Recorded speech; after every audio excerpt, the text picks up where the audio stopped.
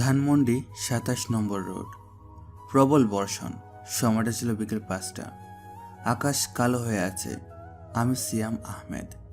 বৃষ্টির কারণে মাথায় পলিথিন দিয়ে লুঙ্গিটা হাঁটু পর্যন্ত উঠিয়ে হিরো আলমের স্টাইলে কাদামাখা রাস্তা দিয়ে হাঁটছিলাম। হঠাৎ দেখলাম রাস্তার পাশে একটি চকচকে কালো মার্সিডিজ বেঞ্চ দাঁড়িয়ে আছে। গাড়ির বনেট দিয়ে ধোঁয়া বের হচ্ছে না, কিন্তু ইঞ্জিনও স্টার্ট নিচ্ছে না। গাড়ির পাশে দাঁড়িয়ে আছে একটি অত্যন্ত সুন্দরী মেয়ে। সে রেগে তার ড্রাইভারকে বলছে, রহিম চাচা, আর কতক্ষণ লাগবে? আমি কি সারা রাত এই কাদার মধ্যে দাঁড়িয়ে থাকবো? গাড়ির সার্ভিস ঠিকমতো করো না কেন তোমরা? আম্মাজান, সকালে তো ঠিকই ছিল। বৃষ্টির পানি মনে হয় সাইলেন্সারে ঢুকে গেছে, স্টার্ট নিতেছে না। অসহ্য লাগে। এই দেশে বৃষ্টি হলে সব অচল হয়ে যায়। গাড়ি থেকে নামতে আমার জুতাটা ১২টা বেজে গেল। মেহের তার হাতে থাকা ছোট গোলাপি রঙের দামি ছাতাটা খোলার চেষ্টা করলো। বাতাসের ঝাপটায় ছাতাটা ঠিকমতো খুলছে না। আম্মাজান, আপনি গাড়িতে বসেন, আমি মেকানিক দেখি। গাড়ির ভিতরে এসি কাজ করছে না কেন? দম বন্ধ হয়ে আসছে। তুমি চুপচাপ গাড়ি ঠিক করো, আর একটা কথাও বলবে না। মেহের ফুটপাতের একপাশে দাঁড়ানোর চেষ্টা করে। ঠিক সেই সময় উল্টো দিক থেকে লুঙ্গিটা হাঁটু পর্যন্ত ফোল্ড করা, মাথায় একটা নীল রঙের পলিথিন বাঁধা এক যুবককে আসতে দেখা যায়। তার নাম সিয়াম। সে গুনগুন করে গান গাইছে। এই বৃষ্টি ভেজা রাতে চলে যেও না উস্তাদ। গানটা কি ঠিক গেলাম নাকি সুর কেটে গেল? সিয়াম ড্রাইভার রহিমের পাশ দিয়ে যাওয়ার সময় একটু থামে। মেহের তখনও ছাতা সামলাতে ব্যস্ত। রাস্তার ফকিরগুলো বৃষ্টির দিনে গান গায়, কোনো সেন্স নেই এদের। ম্যাডাম, ফকিররা গান গায় কারণ ওদের হারাবার কিছু নেই। আপনাদের তো মেকআপ ধুয়ে যাওয়ার টেনশন আছে, আমাদের তো সেটা নেই। গান গাইবেন কেমনে? এক্সকিউজ মি, তুমি আমার সাথে কথা বলছো? না না, আমি তো বৃষ্টির ফোঁটার সাথে কথা বলছি। আপনি মাঝখান দিয়ে ইন্টারফেয়ার করলেন। বাই দ্য ওয়ে, আপনার ছাতাটা কিন্তু টেকনিক্যালি ভুল। বাতাসের ডিরেকশন উল্টো দিকে। ঠিক তখনই দমকা হাওয়ায় মেহেরের সেই দামি ছাতাটা মট করে উল্টে গেল। মেহের ভিজে একাকার। সিয়াম পকেট থেকে একটা শসা বের করে কামড় দিল, যেন সে কোনো সিনেমা দেখছে। বললাম না, চাইনিজ মাল দেখতে সুন্দর কিন্তু কাজ জিরো। আমার এই পলিথিনটা দেখেন, পুরান ঢাকার প্লাস্টিক, জ্বর আসলো ছিঁড়বে না। মাথায় দেবেন মাত্র ২ টাকা দাম, কিন্তু সার্ভিস মার্সিডিজের চেয়েও ভালো। তোর সাহস তো কম না, তুই আমাকে পলিথিন অফার করিস? জানিস আমি কে? Get lost. জানার দরকারও নেই, তবে লজিকটা বোঝেন।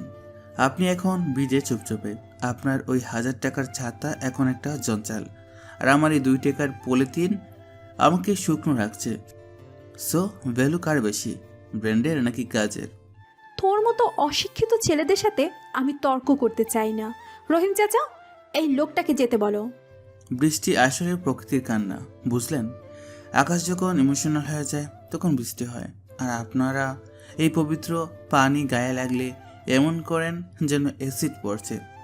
নেচারকে ফিল করতে হয় ম্যাডাম, ফিল। তুই কি ফিলোসফার নাকি? বৃষ্টির মধ্যে দাঁড়িয়ে লেকচার দিচ্ছিস কেন? লেকচার দিচ্ছি না, আসলে বিষয়টা হলো আমরা গরিব মানুষ তো, আমাদের স্কিন ওয়াটার প্রুফ। আপনাদের স্কিন তো আবার সেন্সিটিভ। পানি লাগলে র্যাশ ওঠে নাকি স্ট্যাটাস কমে যায়। মেহের কিছু একটা বলতে যাচ্ছিল, কিন্তু হঠাৎ তার পায়ের কাছে একটা ব্যাঙ লাফ দিল। মেহের মাগো! বলে সিয়ামের দিকে একটু সরে এলো।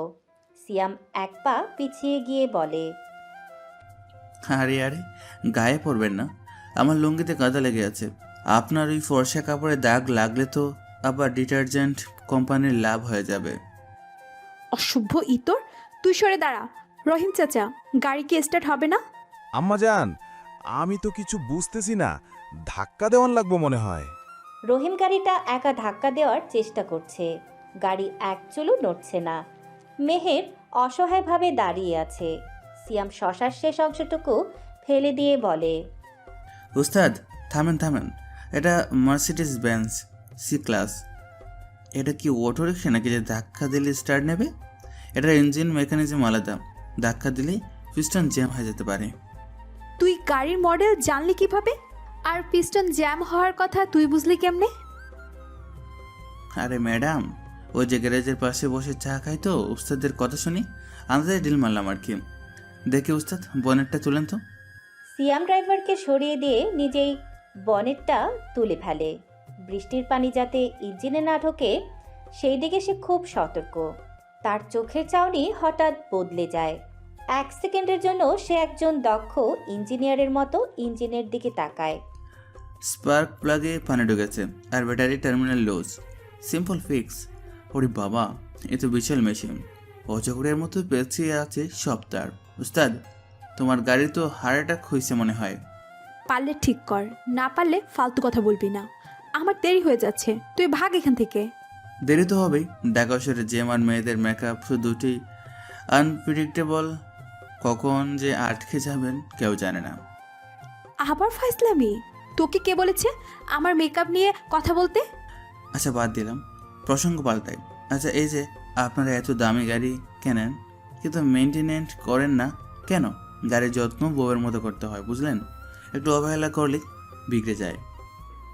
তোর কি বিয়ে হয়েছে নাকি এত জ্ঞান দিচ্ছিস? বিয়ে করলে কি আর এই বৃষ্টিতে রাস্তায় বুঝতাম? বউ থাকলে তো গড়ি খিচুড়ি আর ডিমবাজি খেতাম, আর একটা কম্বল নিয়ে বউকে জড়িয়ে ধরে শুয়ে থাকতাম। কপাল ম্যাডাম, সবই কপাল। বউ না থাকায় সিঙ্গেল রয়ে গেলাম। তোর মতো অসভ্যকে কোনো মেয়ে বিয়ে করবে? করবে করবে, শুধু সময়ের অপেক্ষা। বাই দ্য ওয়ে, টিস্যু আছে? Tissue paper? টিস্যু দিয়ে কি করবে? ইঞ্জিনের নাক মুছবো। পানি ঢুকে সর্দি লেগে গেছে গাড়ির। দেন তাড়াতাড়ি বক্সটা দেন। মেহের অনিচ্ছা সত্ত্বেও গাড়ির ড্যাশবোর্ড থেকে টিস্যুর বক্সটা এনে সিয়ামের দিকে বাড়িয়ে দিল। সিয়াম এক গাদা টিস্যু নিয়ে খুব কায়দা করে স্পার্ক প্লাগের জায়গাটা মুছে ফেলল এবং ব্যাটারি কানেকশনটা টাইট দিল। তার হাতের নড়াচড়া এত দ্রুত যে সাধারণ কেউ বুঝবে না সে কতটা এক্সপার্ট। আসলে টিস্যু জিনিসটা খুব কাছের। কান্না মুছতেও লাগে, আবার ময়লা মুছতেও লাগে। বড় লোকদের ইমোশন আর গাড়ির গ্রিজ দুটি টিস্যু দিয়ে পরিষ্কার করতে হয়। অদ্ভুত না?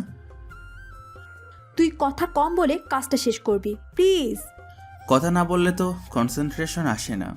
এই যে দেখেন, আপনার ড্রাইভার সাহেব চুপ করে দাঁড়িয়ে আছে, তাই বুদ্ধিও কাজ করছে না।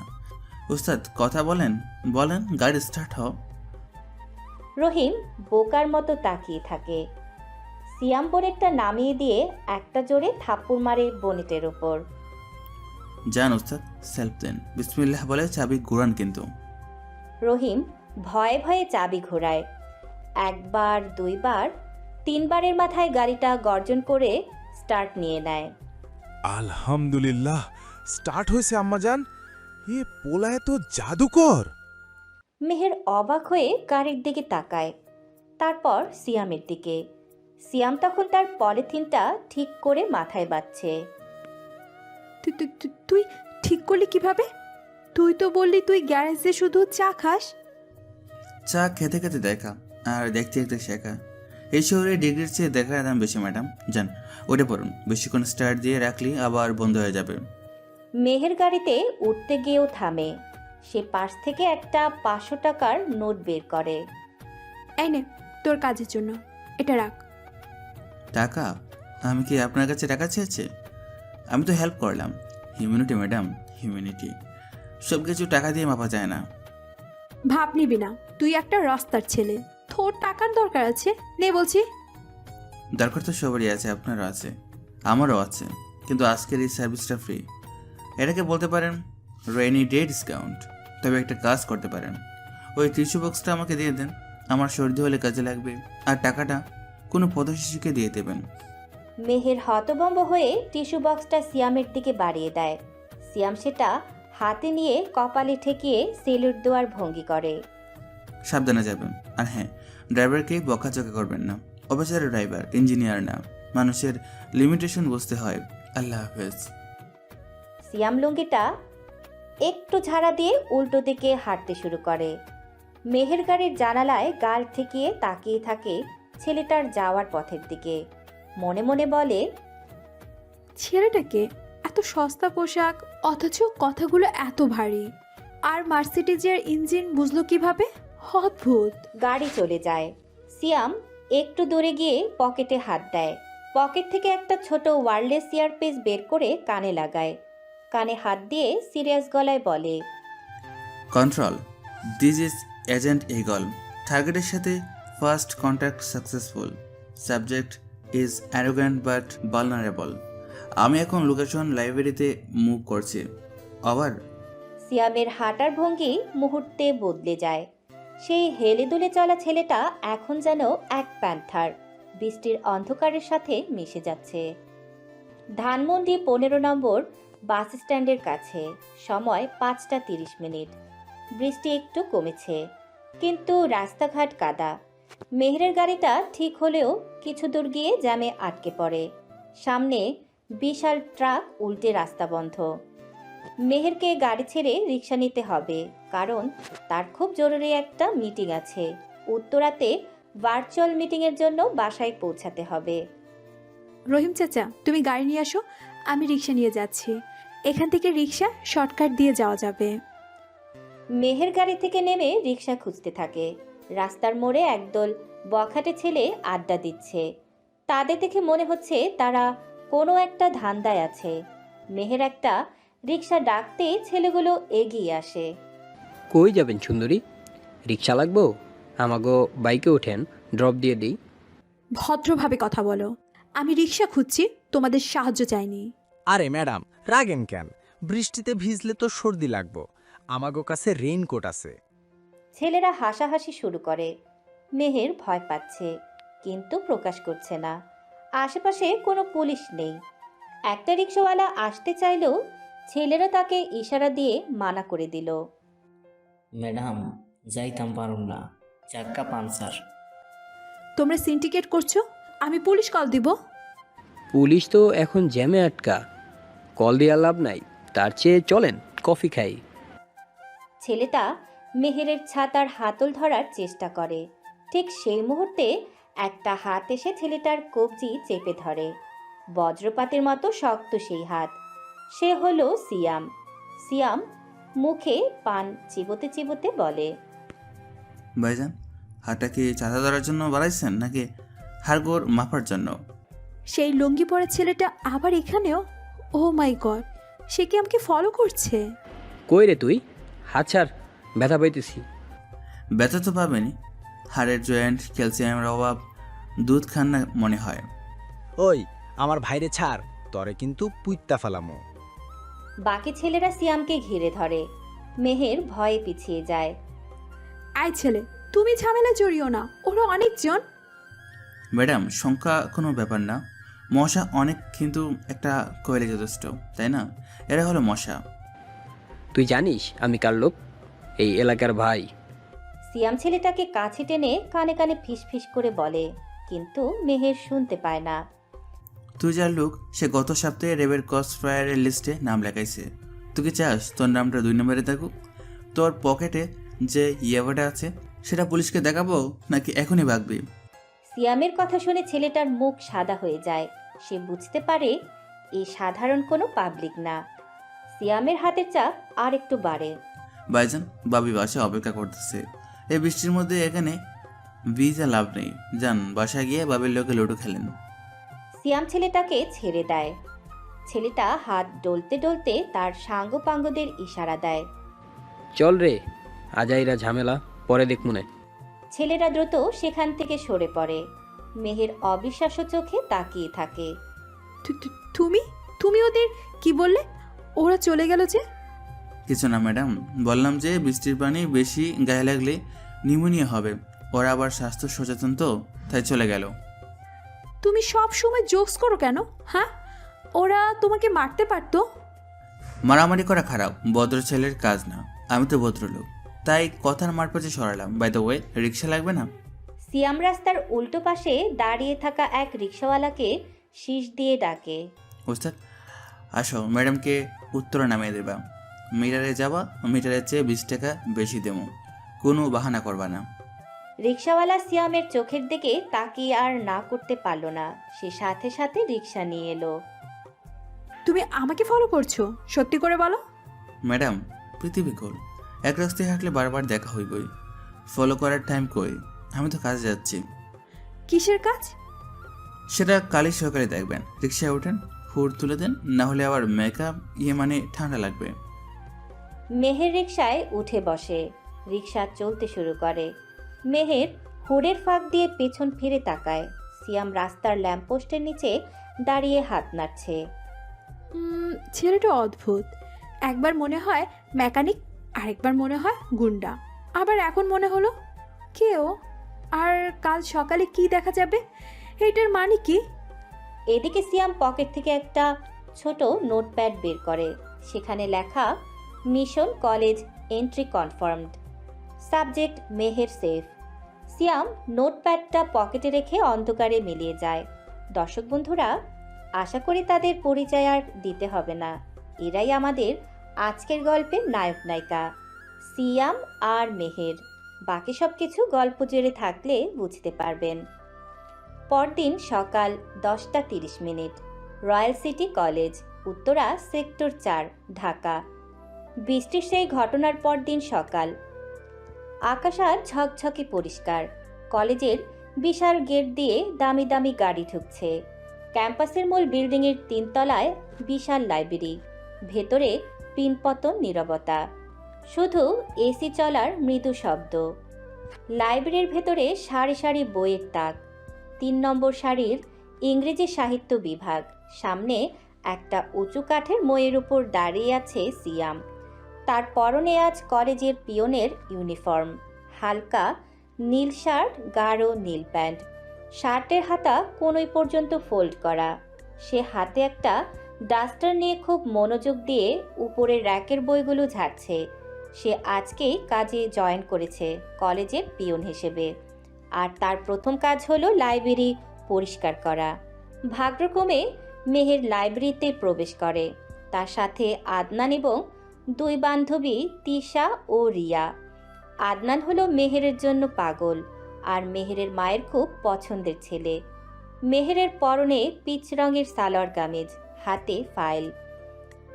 আদনান, তুই কি ক্লাসে যাবি না? সারাক্ষণ আমার পিছনে আঠার মতো লেগে থাকিস কেন? আরে মেহের, আন্টি সকালে ফোন দিয়ে বলল তোর নাকি মুড অফ, তাই ভাবলাম তোকে একটু কোম্পানি দিই। আর তাছাড়া আমিও তো লাইব্রেরিতেই আসতাম। তিশা, তুমি ওকে বলো না। আদনান ভাইয়া, আপনি তো লাইব্রেরিতে বই দেখতে আসেন না মেহেরকেই দেখতে আসেন, এটি সবাই বুঝে। মেহের বিরক্ত হয়ে বান্ধবীদের ধমক দিতে যাবে, ঠিক তখনই ওপর থেকে ধুলোর একটা ঝাপটা এসে মেহেরের সামনে পড়ে। মেহের নাকে রুমাল চেপে কাশতে শুরু করে। উফ, জঘন্য। এই কলেজে কি মেইনটেনেন্স বলতে কিছু নেই? এত ধুলো কেন? মেহের উপরের দিকে তাকায় এবং ময়ের উপর সিয়ামকে দেখে পাথর হয়ে যায়। গতকালকে সেই রাস্তার ছেলেটা আজ এখানে। তুমি তুমি এখানে কি করছো? তুমি কি আমাকে ফলো করে কলেজ পর্যন্ত চলে এসেছো? লাইব্রেরির কয়েকজন স্টুডেন্ট তাদের দিকে তাকায়। সিয়াম ময়ের উপর থেকে ডাস্টারটা ঝাড়তে ঝাড়তে নিচে তাকায়। তার চোখে সেই চেনা কৌতুকপূর্ণ দৃষ্টি। আর ম্যাডাম, ফলো করতে যাবো কেন? আমার কি খেয়ে দিয়ে কাজ নেই? আর ফলো করলে তো ফেসবুকে করতাম, রিয়েল লাইফে তো চাকরি করছি। চাকরি? তুই এখানে চাকরি করিস? তুই তো কালকে মেকানিক ছিলি, পরে আবার গুন্ডা ছিলি। আমি মাল্টি ট্যালেন্টেড মানুষ ম্যাডাম, তবে অফিসিয়ালি আমি কলেজের নতুন স্যানিটেশন অ্যান্ড বুক অর্গানাইজার, সহজ বাংলায় বলে পিয়ন। কালকে জয়েন করেছি। গতকাল আপনাকে বলেছিলাম না সকালে দেখা যাবে, দেখলেন তো এখন। এই যে, তুমি মেহেরের সাথে এভাবে কথা বলছো কেন? তুমি পিয়নের মতো থাকো, এত স্মার্টনেস দেখাচ্ছ কেন? স্মার্টনেস দেখাচ্ছি না, ধুলো দেখাচ্ছি। দেখেন বইয়ের উপর কত ধুলো। আপনারা স্টুডেন্টরা যদি বই না পড়েন তাহলে ধুলো তো জমবেই। বই কি সেলফি তোলার জন্য সাজিয়ে রাখা হয়েছে? তোর মুখটা বড্ড বেশি চলে। আমি প্রিন্সিপাল স্যারের কাছে কমপ্লেন করব যে তুই স্টুডেন্টদের হ্যারাস করিস। করবেন, অবশ্যই করবেন, এটা আপনার গণতান্ত্রিক অধিকার। তবে তার আগে বলুন, আপনি কি ঝগড়া করতে এসেছেন নাকি বই নিতে? ঝগড়া করার জন্য আলাদা সেকশন আছে, ক্যান্টিন। Shut up! আমি আমার অ্যাসাইনমেন্টের জন্য বই নিতে এসেছি, আমি টপার, তোর মতো অশিক্ষিত মূর্খ না যে বইয়ের কভার মুছিয়ে দিন পার করি। কথা কাটাকাটি চলতে চলতে প্রসঙ্গ হঠাৎ বদলে যায় পড়াশোনার মান বনাম স্টাইল নিয়ে। তোর মতো লো ক্লাস লো লাইব্রেরিতে থাকলে পড়ার পরিবেশ নষ্ট হয়। পরিবেশ তো নষ্ট হয় পারফিউমের গন্ধে। লাইব্রেরিতে বইয়ের গন্ধ থাকার কথা, কিন্তু এখানে তো মনে হচ্ছে কসমেটিক্সের দোকান। এত পারফিউম মেখে আসলে তো শেক্সপিয়ারও কনফিউজড হয়ে যাবে। মেহের রাগে গট গট করে 3 নম্বর র্যাকের দিকে এগিয়ে যায়। সর এখান থেকে, আমাকে ম্যাকবেথের পেঙ্গুইন এডিশনটা নামাতে হবে। মেহের নিজের বইয়ের পাশের ছোট টুলটাতে ওঠার চেষ্টা করে। সিয়াম বইয়ের উপর থেকে নড়ে না। সে আপন মনে বই মুছতে মুছতে বলে ওঠে, ম্যাডাম, যে বইটা নিতে যাচ্ছেন ওটা নামাবেন না, ওটা ভুল এডিশন। মানে তুই আমাকে শেখাবি কোনটা ভুল আর কোনটা ঠিক? তুই কি ইংলিশ পড়তে জানিস? মেহের, ওর কথায় কান দিস না।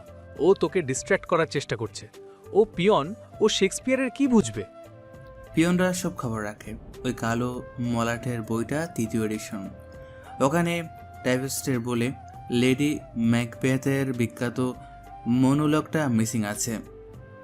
আপনি যদি ওটা দিয়ে অ্যাসাইনমেন্ট করেন তাহলে শিওর ফেল করবেন। তুই তুই জানলি কিভাবে? তুই কি আসলে ইংরেজি বুঝিস? ম্যাডাম, বই মুছতে মুছতে মাঝে মাঝে চোখ বুলিয়ে ফেলি। বিদ্যার কোনো জাত নেই।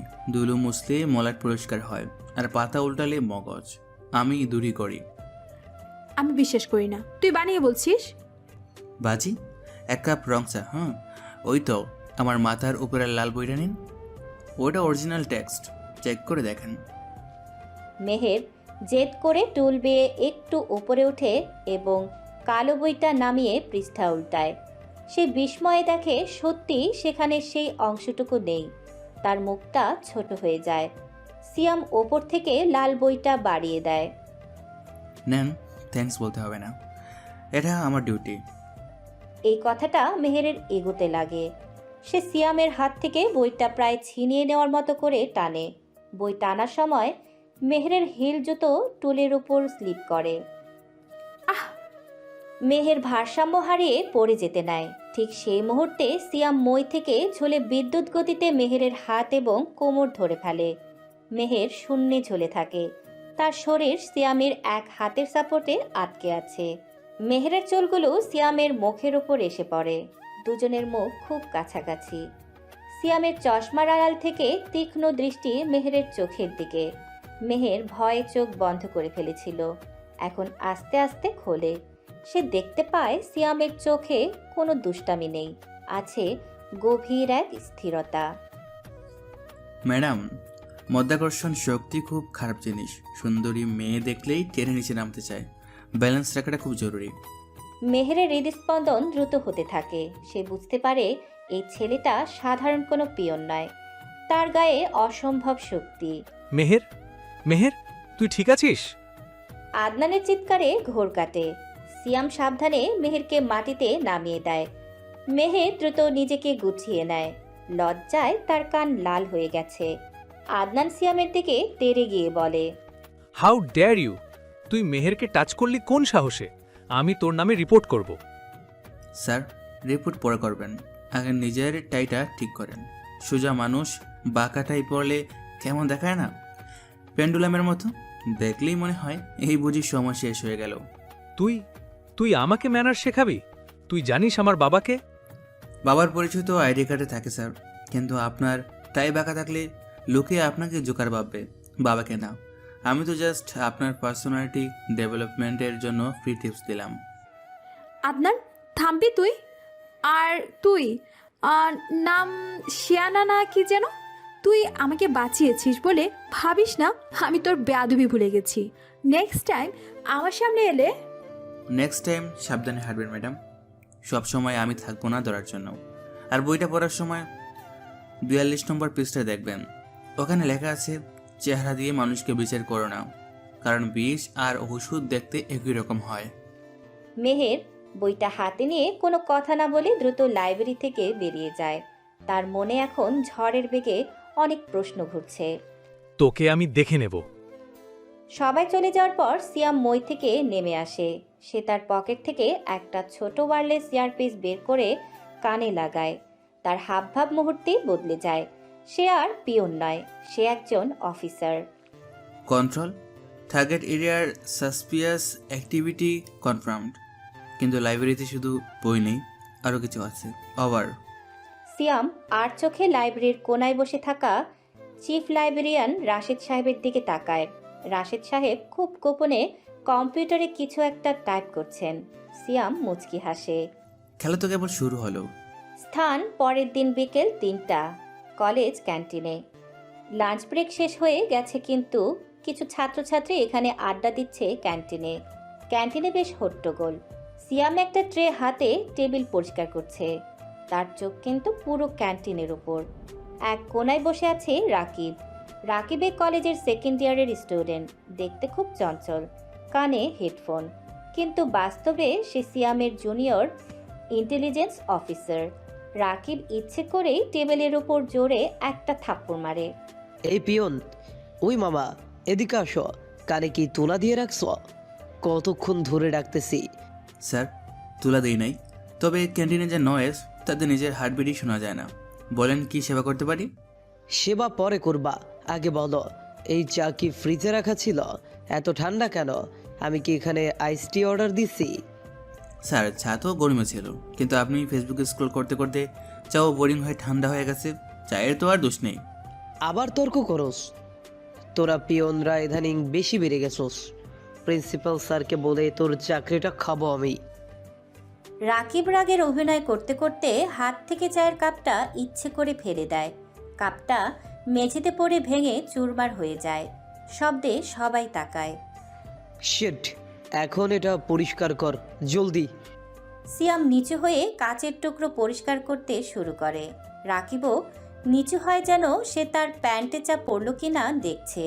এই সুযোগে তাদের মধ্যে আসল কথোপকথন হয়, যা অন্য কেউ শুনতে পায় না। স্যার, টার্গেট রাশেদ একটু আগে মেন গেট দিয়ে ঢুকছে। পকেটে একটা কালো ডিভাইস, সোজা লাইব্রেরির সার্ভার রুমের দিকে যাচ্ছে। মনে হয় আজকেই ডাটা ট্রান্সফার করবে। গুড জব, ব্যাকআপ রেডি রাখিস। আর শুন, তুই একটু বেশি ওভার অ্যাক্টিং করছিস। অস্কার তো পাবি না, তবে থাপ্পড় খেতে পারিস আমার হাতের। কি বিড়বিড় করছিস? ঠিক মতো পরিষ্কার কর, না হলে তোর খবর আছে।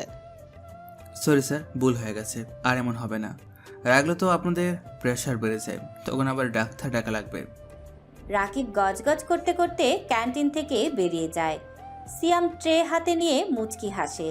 সিয়ামের চোখ এখন লাইব্রেরির দিকে। শিকারী তার টার্গেট লক করে ফেলেছে। বিকেল 4টা। লাইব্রেরির করিডোর এবং সার্ভার রুমের সামনের জায়গা। লাইব্রেরিতে এখন স্টুডেন্ট কম।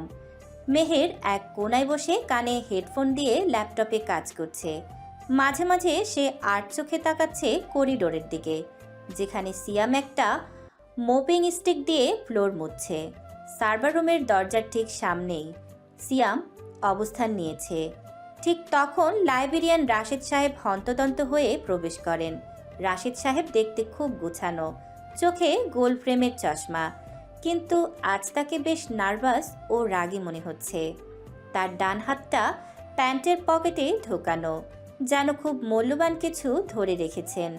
রাশেদ সাহেব দ্রুত পায়ে সার্ভার রুমের দিকে এগুতেই সিয়াম মুখটা এমনভাবে ঘোরায় যে রাশেদ সাহেবকে থামতে হয়। আরে স্যার, স্যার থামেন, ফ্লোর ভিজা, স্লিপ কাটবেন তো। সরে দাঁড়াও, আমার তাড়া আছে। আর তুমি এখানে কেন? তোমাকে না বলেছি সার্ভার রুমের আশেপাশে মোছামুছি করবে না, এটা রেস্ট্রিক্টেড এরিয়া। স্যার, আমি তো জানি এটা রেস্ট্রিক্টেড, কিন্তু দোলাবালি তো আর পারমিশন নিয়ে ঢুকে না স্যার। দেখেন দরজার ফাঁক দিয়ে কত দোলা ঢুকছে। এই দোলা যদি সার্ভারের ফ্যানে জমে তাহলে তো সিপিইউ গরম হয়ে যাবে। সেটা দেখার জন্য টেকনিশিয়ান আছে। তুমি পিয়ন, তুমি ফ্লোর মোছো। আইটি নিয়ে তোমার মাথা ঘামাতে হবে না। তা ঠিক স্যার, কিন্তু কি জানেন, টেকনোলজি আর মানুষের পেট দুটি গরম হলে সমস্যা। সিপিইউ গরম হলে ব্লাস্ট হতে পারে, আর ব্লাস্ট হলে তো সব ডাটা ছাই হয়ে যাবে। তখন তো আপনারই টেনশন আরও বাড়বে। তুমি কি আমাকে জ্ঞান দিচ্ছ? যাও এখান থেকে। রাশেদ সিয়ামকে পাশ কাটিয়ে চাবি বের করার চেষ্টা করেন। সিয়াম জানে তার পকেটে ওই ডিভাইসটা আছে। সিয়াম প্রসঙ্গ বদলে ফেলে।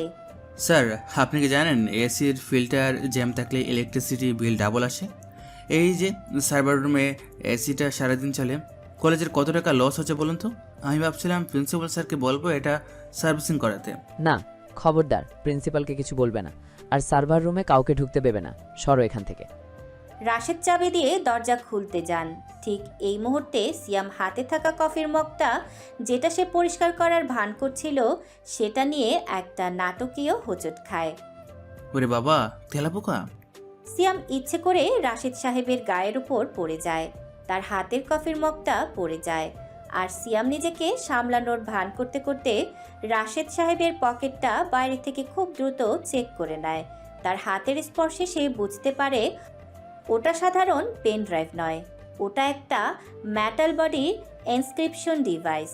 রাশেদ ছিটকে সরে গিয়ে বলেন, ইডিয়েট, এটা কি করলে তুমি? আমার শার্টটা নষ্ট করে দিলে। সরি স্যার, আসলে ওই তেলাপোকাটা হঠাৎ পায়ে কামড় দিলে তো, তাই ব্যালেন্স করতে পারেনি। স্যার, আপনার লাগেনি তো? তোমার মতো অপদার্থকে চাকরি দেওয়াই ভুল হয়েছে। কালকেই আমি তোমার নামে রিপোর্ট করব। Get out from here, get out. দূর থেকে মেহের এই পুরো দৃশ্যটা দেখছে। সে হেডফোন নামিয়ে তার বান্ধবী রিয়ার দিকে তাকায়। দেখলি রিয়া, যেমন কর্ম তেমন ফল।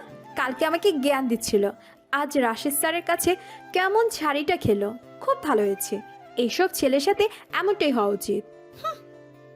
কিন্তু মেহের, বেচারা মনে হয় সত্যি স্লিপ করেছে। তুই একটু বেশি হার্ড হচ্ছিস না? হার্ড না হলে এই শহরে চলা যায় না। ও ডিজার্ভ করে।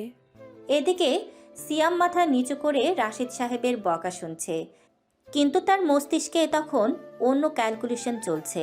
মনে মনে বলে, রাশেদ স্যার লাইব্রেরিয়ান হয়ে পকেটে military grade high frequency description device, interesting. তার মানে আপনি শুধু বই গোছেন না, দেশের সিকিউরিটি নিয়েও খেলা করেন। Game on.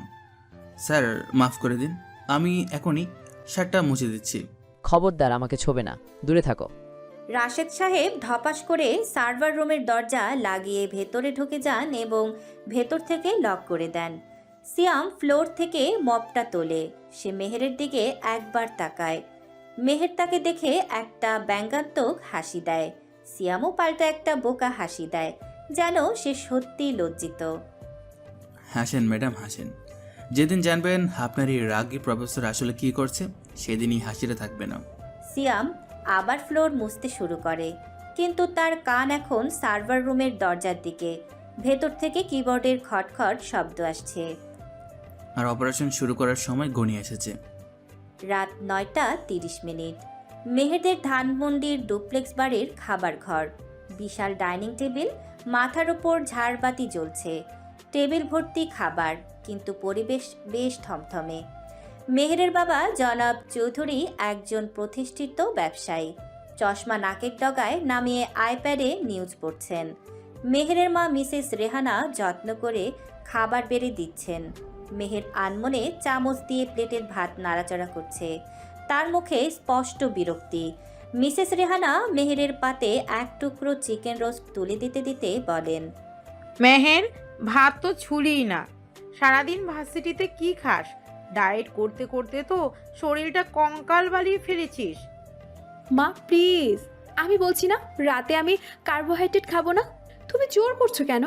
আর ভার্সিটির কথা বলো না, খিদেটাই মরে গেছে। কেন মা, ভার্সিটিতে কি হয়েছে? ক্যান্টিনের খাবার খারাপ ছিল? ক্যান্টিন না বাবা, পরিবেশটা নষ্ট হয়ে গেছে। তুমি জানো কাল কি হয়েছিল?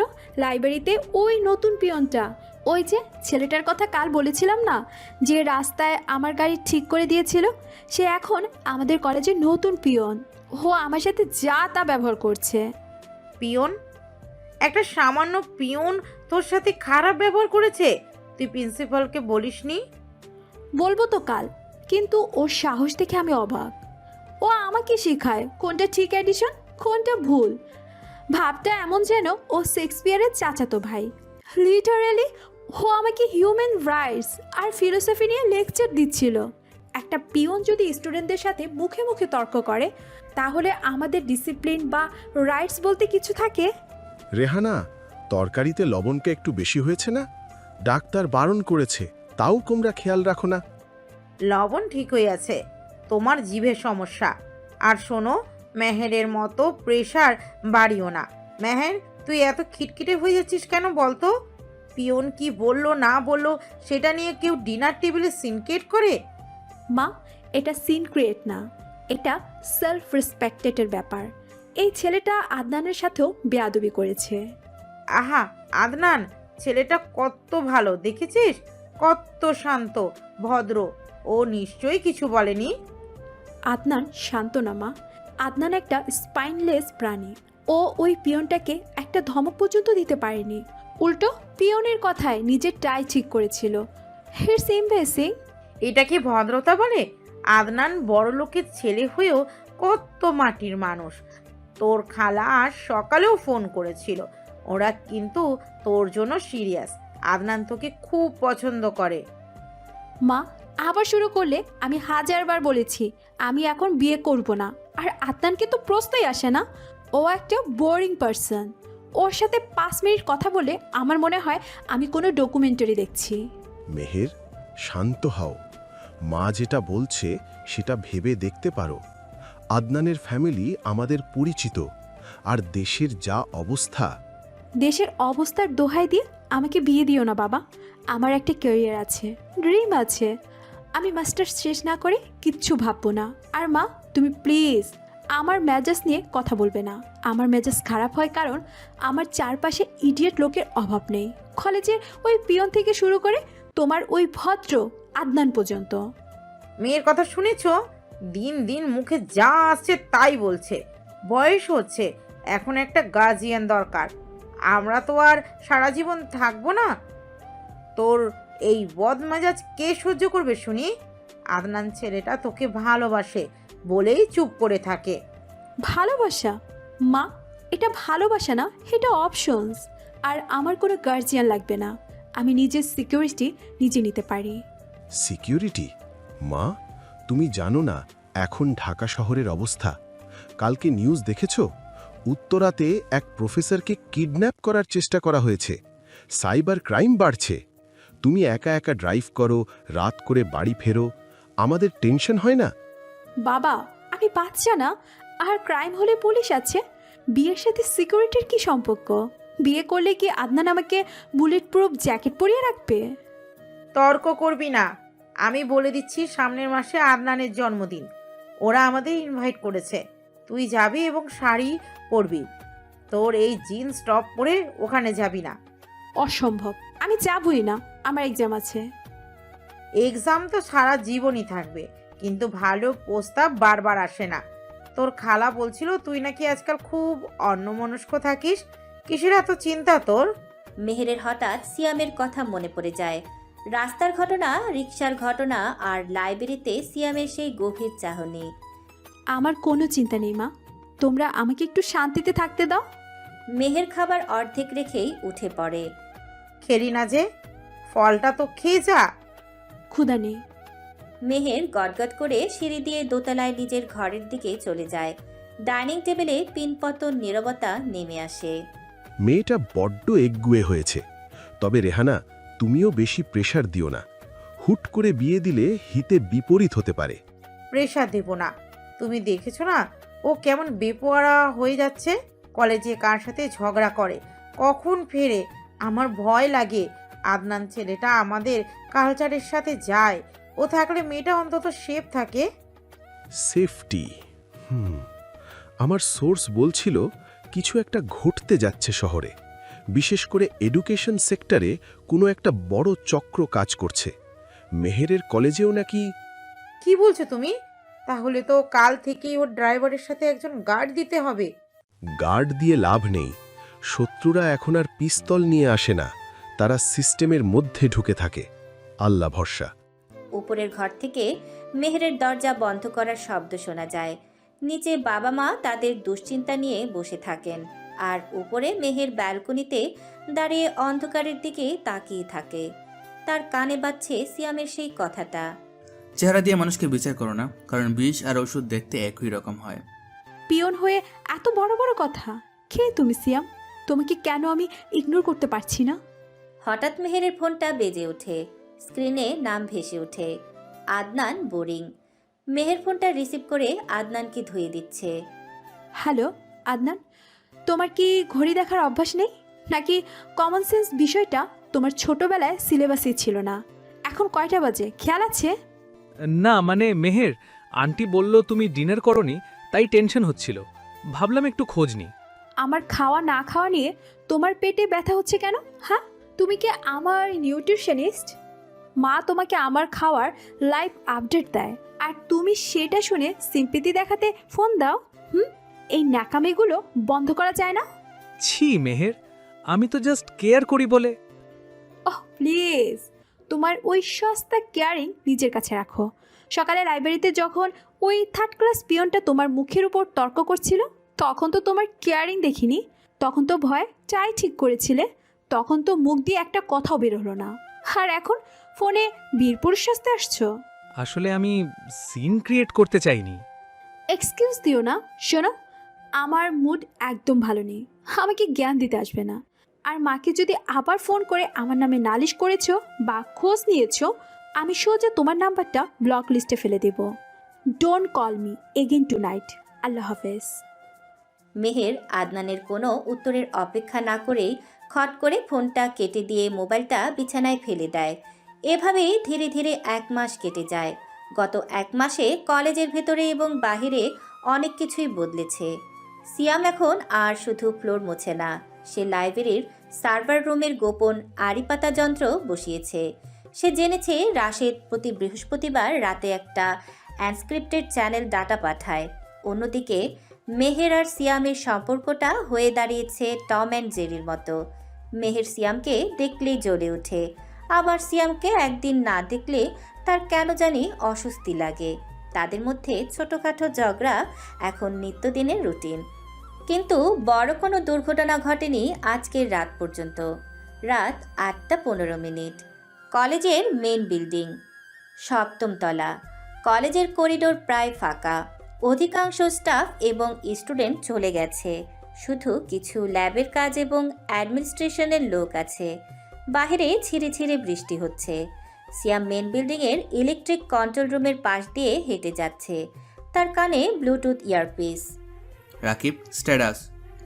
স্যার, রাশেদ স্যার সার্ভার রুমে ঢুকেছেন। ডাটা ট্রান্সফার শুরু হবে আর 2 মিনিটের মধ্যে। ফাইলের সাইজ হিউজ। এটা দেশের ডিফেন্স রিলেটেড কোনো ব্লু প্রিন্ট হতে পারে।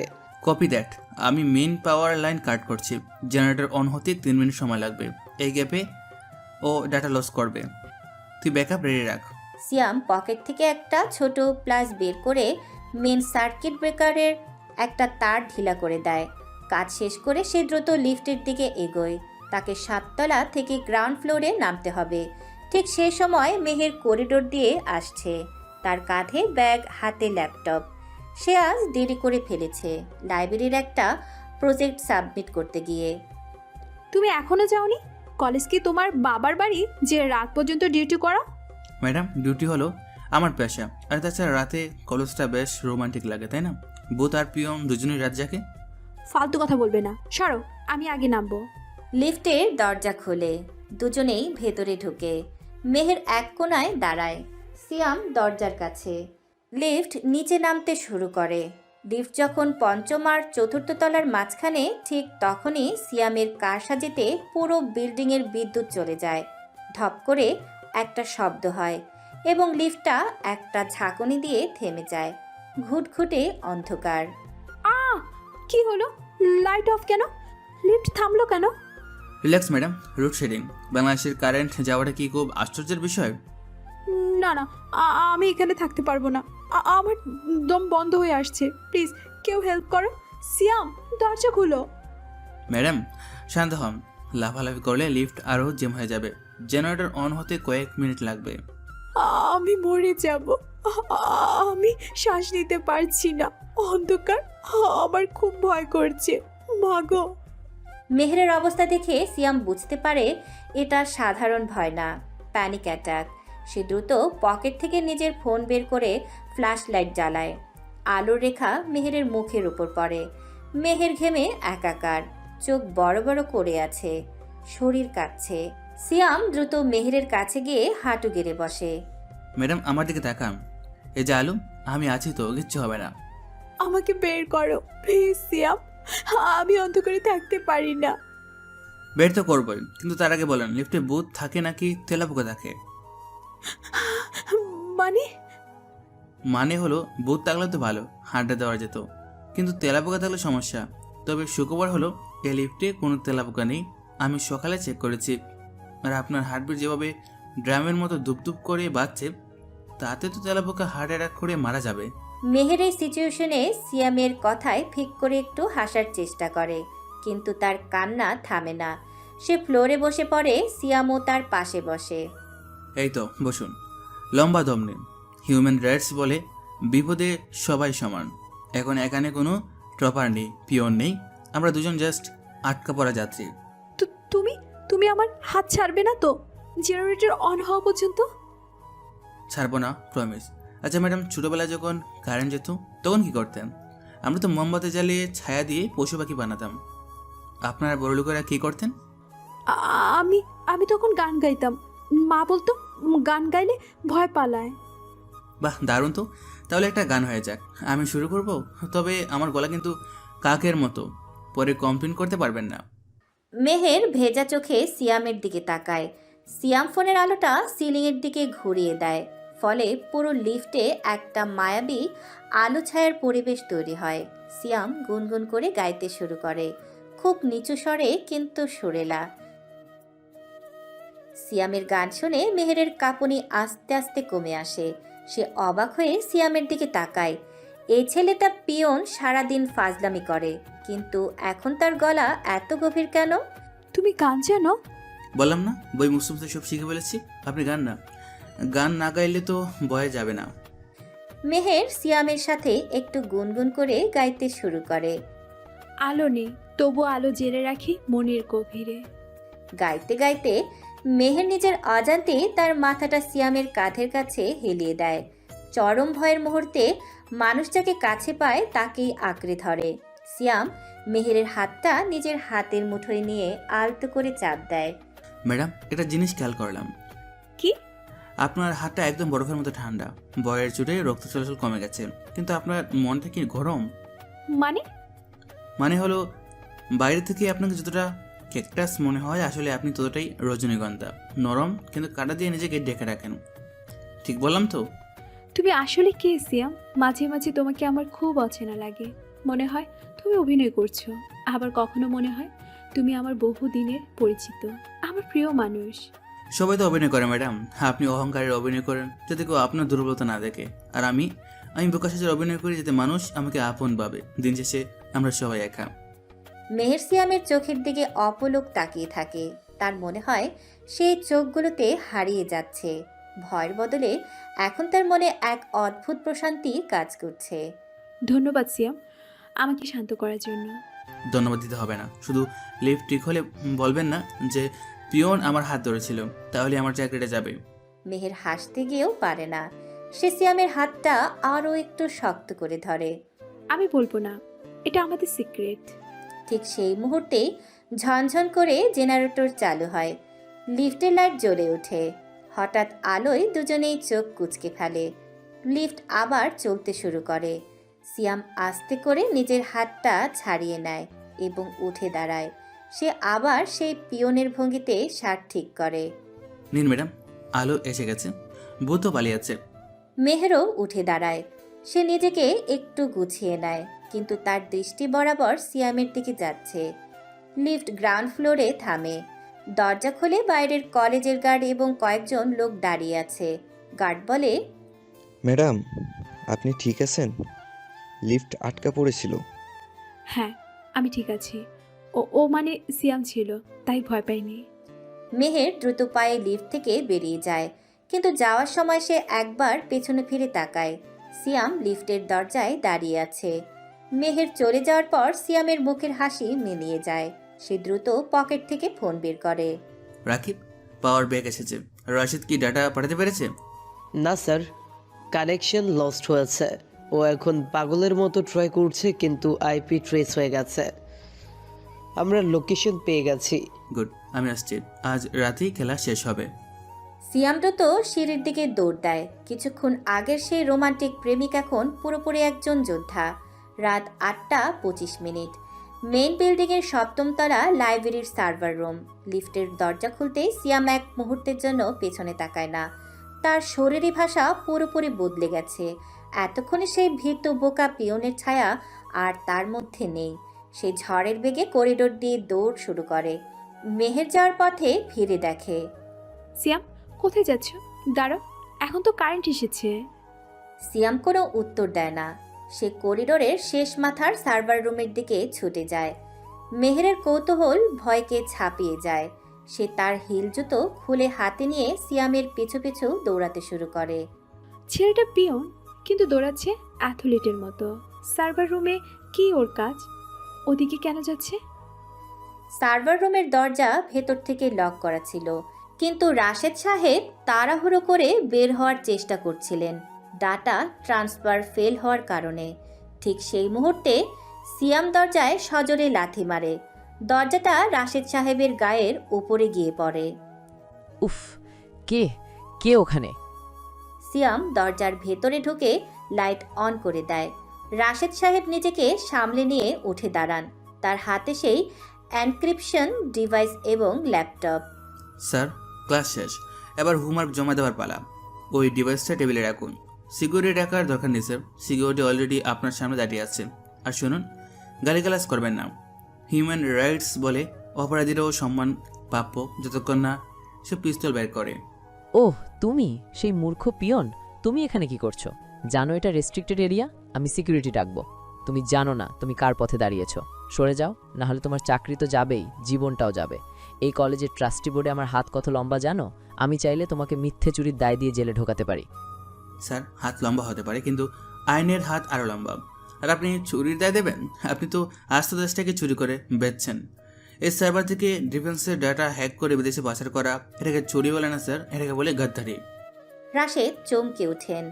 এই সাধারণ পিয়ন এত কিছু জানলো কিভাবে? তার চোখ মুখ শক্ত হয়ে যায়। তিনি বুঝতে পারেন পালানোর পথ নেই। তিনি আচমকা তার ডয়ার থেকে একটা কালো রঙের বিদেশি পিস্তল বের করেন। মেহের ঠিক তখনই দরজার কাছে পৌঁছেছে। সে পিস্তল দেখে ভয়ে চিৎকার করে ওঠে। সিয়াম, সরে যাও, ওর হাতে বন্দুক। কেউ নড়বে না, একদম চুপ। মেহের, তুমিও ভেতরে এসো। আজ সব কটাকে শেষ করে দিয়ে যাব। রাশেদের হাত কাঁপছে। সে বন্দুকটা সিয়ামের বুকের দিকে তাক করে। স্যার, ট্রিগারে আঙ্গুল রাখার আগে সেফটি লকটা চেক করেছেন তো? আর বন্দুকটা কিন্তু লোডেড নাও হতে পারে। লাইব্রেরি কি গুলি পাওয়া যায়? চুপ কর, আমি গুলি চালাবো। লাইব্রেরিতে কি গুলি পাওয়া যায়? চালাবেন? কিন্তু স্যার, ফিজিক্স বলে অ্যাকশন অ্যান্ড রিঅ্যাকশন। আপনি গুলি চালালে শব্দ হবে, আর শব্দ হলে আমি আপনার হাতটা ভেঙে দেব। কোনটা আগে হবে বাজি ধরবেন? রাশেদ বিভ্রান্ত হয়ে যান। সিয়ামের আত্মবিশ্বাস দেখে তিনি ঘাবড়ে যান। ঠিক সেই মুহূর্তের সুযোগ নেয় সিয়াম। রাশেদ ট্রিগার চাপতে যাবেন, চোখের পলকে সিয়াম বিদ্যুৎ গতিতে নিচু হয়ে সরে যায় এবং রাশেদের ডান হাতে একটা মোচড় দেয়। খট করে একটা হাড় সরে যাওয়ার শব্দ হয়। রাশেদের হাত থেকে পিস্তলটা ছিটকে দূরে গিয়ে পড়ে। আহ, আমার হাত! সিয়াম রাশেদকে ঘুরিয়ে মেঝের উপর আছড়ে ফেলে এবং তার পিঠের উপর হাঁটু দিয়ে চেপে ধরে। রাশেদ নড়াচড়া করতে পারছে না। স্যার, বলেছিলাম না বইয়ের পাতায় জ্ঞান থাকে, আর আপনি সেখানে ভাইরাস ঢোকাচ্ছেন। লাইব্রেরিয়ান হয়ে অস্ত্রের ব্যবহার শিখলেন কবে? সিলেবাসে তো এটা ছিল না। মেহের দরজার কাছে দাঁড়িয়ে থরথর করে কাঁপছে। সে বিশ্বাস করতে পারছে না তার চোখের সামনে কি ঘটেছে। এই সেই সিয়াম যে তার সাথে ছাতা নিয়ে ঝগড়া করত, যে বই মুছত। আজ সে একজন পেশাদার ফাইটারের মতো কলেজের সবচেয়ে সম্মানিত লাইব্রেরিয়ানকে মাটির সাথে মিশিয়ে দিয়েছে। ঠিক তখনই করিডোর দিয়ে ভারী বুটের শব্দ শোনা যায়। ক্যাপ্টেন রাকিব ছাত্রের বেশ ছেড়ে এখন হাতে ওয়াকিটকি নিয়ে এসেছে। Sir, perimeter secure, police team ব্যাকআপে আছে। সাথে প্রিন্সিপাল স্যার, কলেজের গার্ড এবং একদল র্যাব সদস্য প্রবেশ করে। কি রাশেদ সাহেব, সিয়াম, তোমরা এইসব কি হচ্ছে এখানে? সিয়াম রাশেদকে র্যাবের হাতে তুলে দিয়ে উঠে দাঁড়ায়। সে তার পিয়নের নীল শার্টটা ঝেড়ে ঠিক করে। তার মুখে এখন আর সেই বোকা হাসি নেই। তার চোখে এখন ইস্পাতের মতো দৃঢ়তা। সিয়াম পকেট থেকে একটা আইডি কার্ড বের করে প্রিন্সিপালের দিকে বাড়িয়ে দেয়। স্যার আমি দুঃখিত এই ড্রামার জন্য, কিন্তু আপনার লাইব্রেরিয়ান সাহেব শুধু বই দেখাশোনা করতেন না, উনি ডার্ক ওয়েবের একজন অ্যাক্টিভ মেম্বার। আমি captain Siam Ahmed, counter terrorism and intelligence unit. Principal চশমা খুলে আইডি কার্ডটা দেখেন, তার চোখ কপালে উঠে।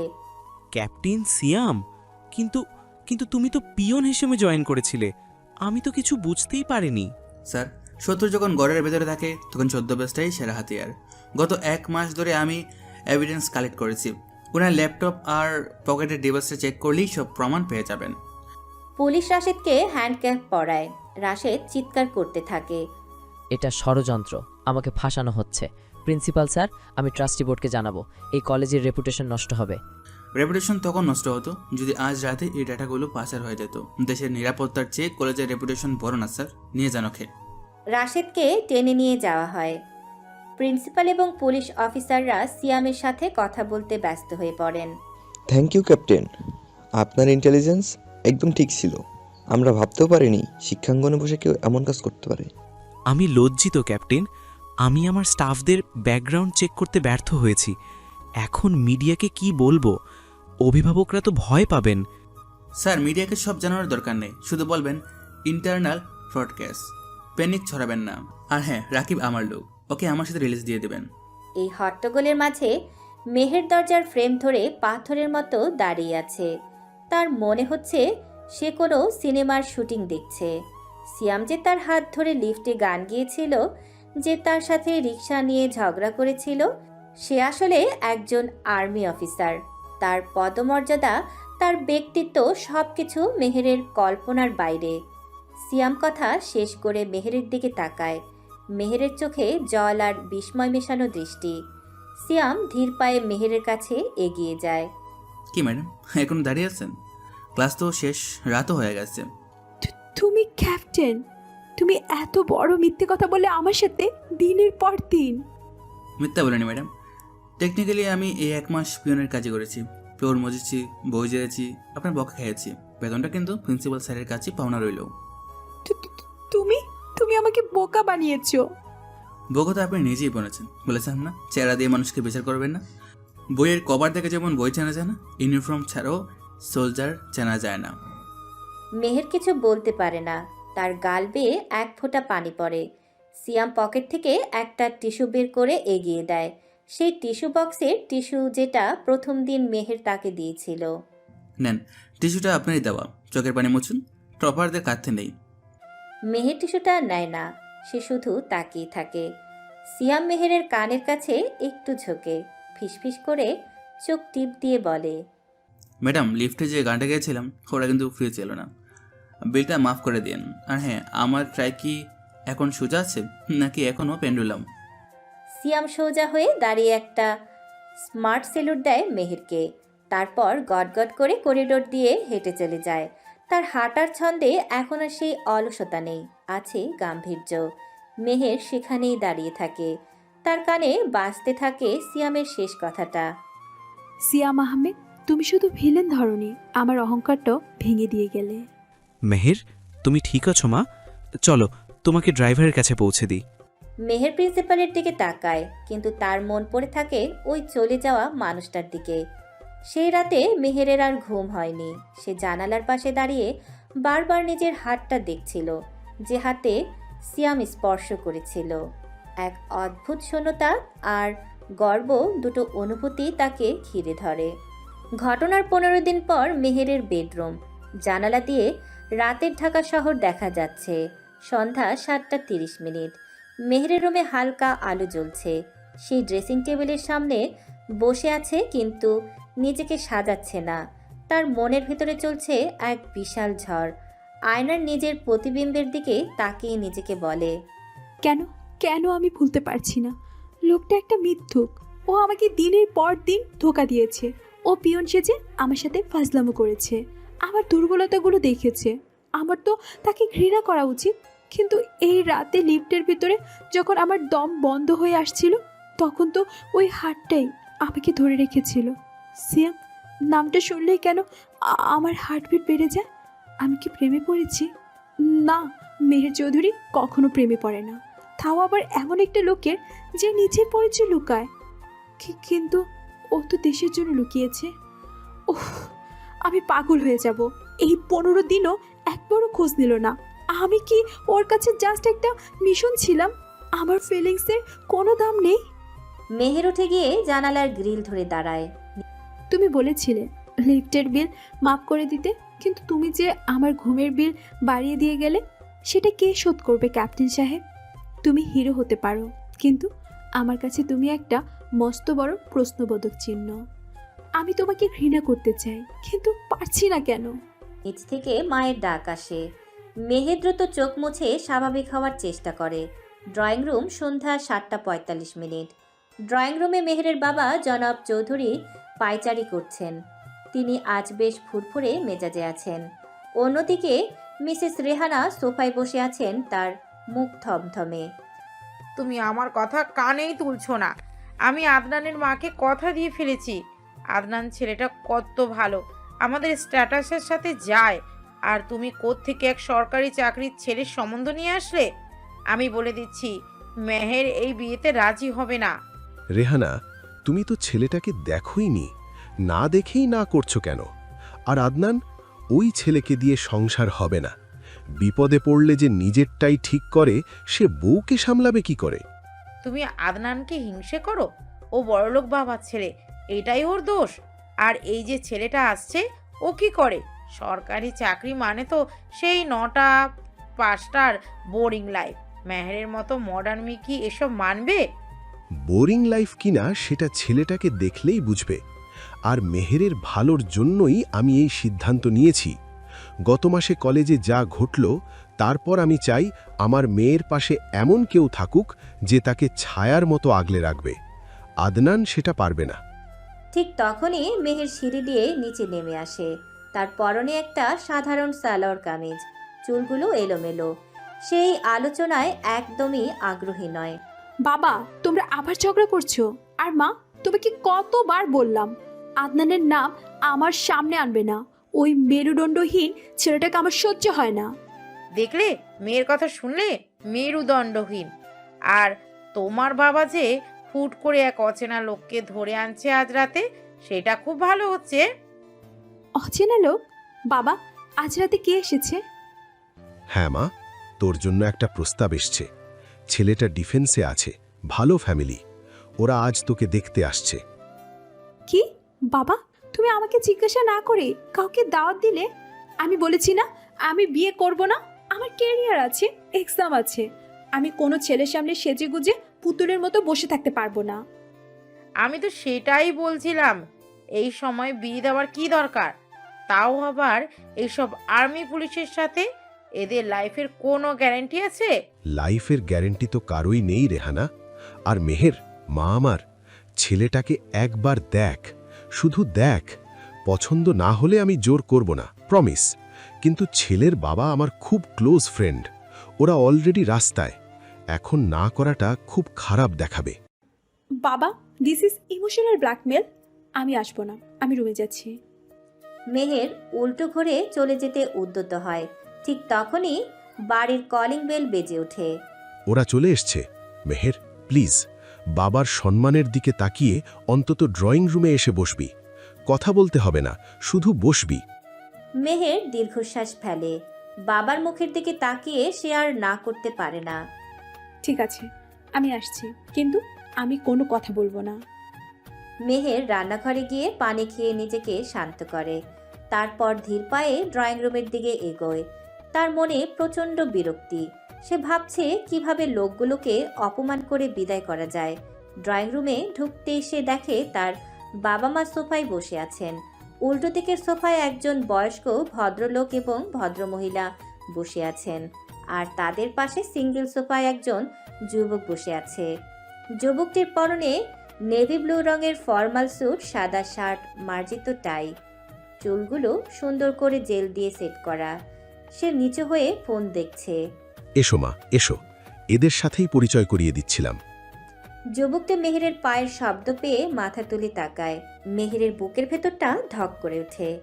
সে নিজের চোখকে বিশ্বাস করতে পারে না। এই চোখ, এই হাসি, এই চাউনি, এ তো সিয়াম। কিন্তু সেই পিয়নের নীল শার্ট নেই, এলোমেলো ভাব নেই। তার সামনে বসে আছে এক আভিজাত্যপূর্ণ সুদর্শন পুরুষ। তুমি?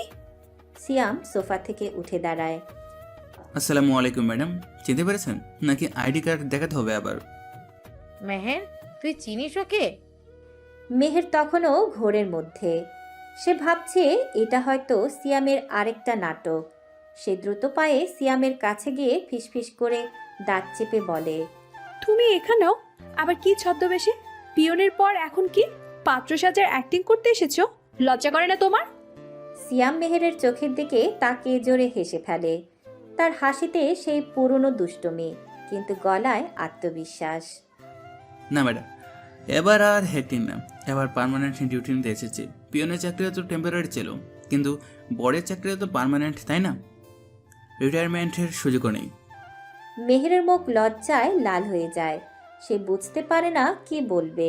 সিয়ামের বাবা জনাব আহমেদ বলেন, চৌধুরী সাহেব, আপনার মেয়ে তো দেখছি আমার ছেলেকে আগে থেকেই চিনে। ভালোই হলো। সিয়াম বলছিল ও নাকি মেহেরমার কলেজেই একটা মিশনে ছিল।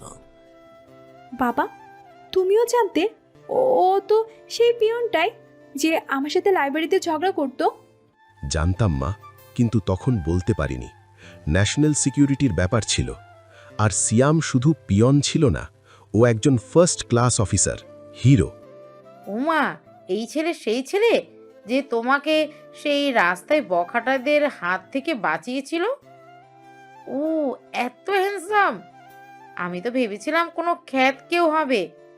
সিয়াম এগিয়ে এসে মিসেস রেহানাকে সালাম করে। আন্টি, আমি খেতে হতে পারি, আবার স্মার্ট হতে পারি। যখন যেমন ডিমান্ড তখন তেমন সাপ্লাই। তবে আপনার মেয়ের রাগ কমানোর জন্য আমার কাছে স্পেশাল ট্রেনিংও আছে। মিসেস রেহানা সিয়ামের কথায় গলে যান। আদনানের কথা তার মাথা থেকে উধাও হয়ে যায়। সবাই সোফায় বসেছে। পরিবেশটা এখন অনেক হালকা। মেহের সিয়ামের ঠিক উল্টো দিকে বসেছে। সে বারবার আর চোখে সিয়ামকে দেখছে। সিয়ামও মাঝে মাঝে চায়ের কাপে চুমুক দিতে দিতে মেহেরকে দেখছে। বুঝলেন চৌধুরী সাহেব, দেশের অবস্থা তো দেখছেন। বর্ডারের ওই সমস্যাটা নিয়ে খুব টেনশনে আছি। পলিটিক্স আর ডিপ্লোমেসি দুটো ব্যালেন্স করা খুব কঠিন হয়ে যাচ্ছে। ঠিক বলেছেন আহমেদ ভাই।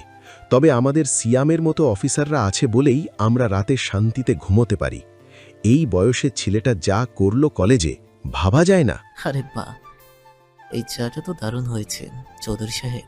এটা কি সিলেটের চা নাকি দার্জিলিং? এটা আমার স্পেশাল কালেকশন। তবে ভাবি, আপনি কি চিনি খান, মানে ডায়াবেটিসের? না ভাই, আমি সুগার ফ্রি খাই। তবে আপনার এই মিষ্টিগুলো দেখে লোভ সামলাতে পারছি না। একটা কালো জাম খাবো কি? অবশ্যই খাবেন ভাবি। মেহের, মিষ্টিটা ওনার দিকে এগিয়ে দাও। মেহের মিষ্টি প্লেটটা এগিয়ে দেয়। এই ফাঁকে সে সিয়ামের দিকে তাকায়। সিয়াম খুব মনোযোগ দিয়ে একটা সিঙ্গারা খাচ্ছে, নিচু স্বরে, যাতে শুধু সিয়াম শুনে বলে, সিঙ্গারাটা কি ক্যান্টিনের মতো ঠান্ডা নাকি চলবে? ক্যান্টিনের চেয়ে ভালো, তবে জাল কম হয়েছে। আপনার রাগের মতো জাল হলে ভালো লাগতো। তুমি কিন্তু বেশি করছো। বাবা জানে তুমি আমাকে কতটা জ্বালিয়েছো। আঙ্কেল, মেয়ের কিন্তু কলেজে খুব পপুলার। সবাই ওকে ভয় পায়, মানে সম্মান করে। টপার তো, তাই একটু করা শাসন করে আর কি। মিথ্যুক! চৌধুরী সাহেব, আমার ছেলেটা কিন্তু এমনিতেও শান্ত, খুব ডিউটির সময় একটু সিরিয়াস। তবে ও আমাকে বলছিল ও নাকি পিয়ন সেজে আপনার মেয়ের কাছ থেকে অনেক কিছু শিখেছে। কি শিখেছে আঙ্কেল? মিথ্যে বলা।